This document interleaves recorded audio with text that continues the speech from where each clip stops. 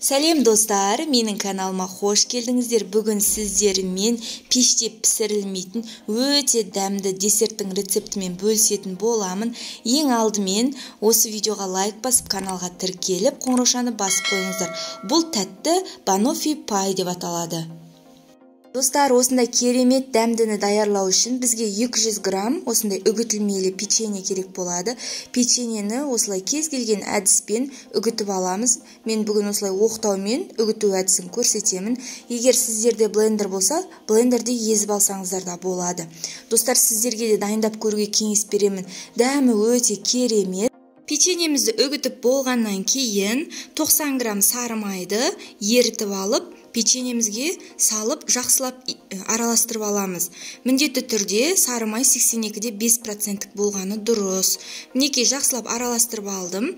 Енді өзіміздің кольцомызға орналастыратын боламын. Яғни мен 18 диаметрлік кольцоны қолдандым. Осындай кольцоға жаңағы массамызды салып, біркелкі етіп жайып аламыз. Біркелкі етіп жаю үшін мен осындай бокалды қолдандым. Бокалдың көмегімен жиектеріне көбірек жіберіп, осылай біркелкі етіп, үстінен ақырын ғана баса отырып, бір тегіс етіп аламыз.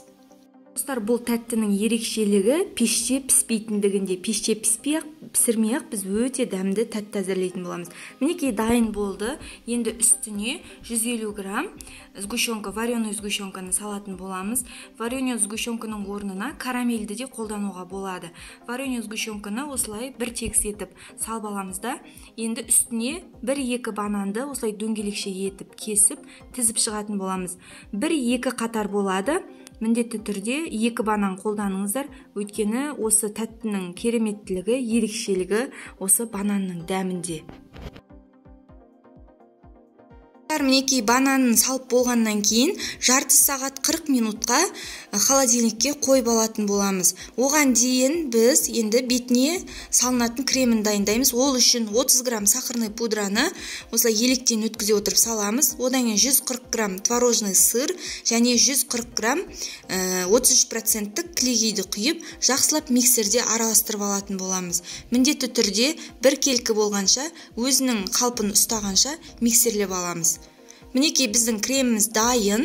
Енді банофи пайды алып, бетіне бір тегіс етіп, кремімізді салатын боламыз.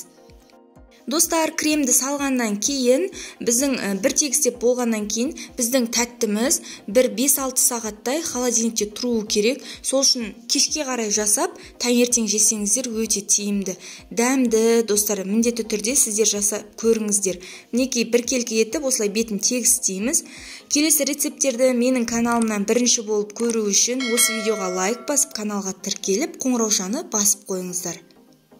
Достар, бұл тәттіні 5-6 сағатқа холодильникке қоюымыздың себебі дәмі бір-біріне сіңуі керек. Мінекей енді холодильникке қоямыз. Өзімізге керекті уақыт өткеннен кейін, мінекей біз холодильниктен алып, сыртындағы кольцосын босататын боламыз. Біздің банофи пайымыз дайын. Мінекей жанынан қарасаңыздар да өте биік болып жасалған. Міндетті түрде сіздерде жасап көріңіздер. Бетіне әсемдік үшін мен какаоны електен өткізіп септім. Сіздер шоколадты жасасаңыздар болады. Қазір мен кесіп арасын көрсететін боламын. Енді дәмі керемет. Міндетті түрде сіздер жасап көріңіздер. Жасалу өте оңай. Сіздің де қолыңыздан келетіне сенімдім. Міне арасын қараңыздар, өте керемет дәмді. Мен 18 диаметрлік кольцоға жасадым. Егер сіздер одан үлкен кольцоға жасайтын болсаңыздар, құрамын 2 есе көбейтсеңіздер болады. Достар, егер сіздерге рецепт ұнаса, осы видеоға лайк басып, каналға тіркеліп, қоңыраушаны басып қойыңыздар.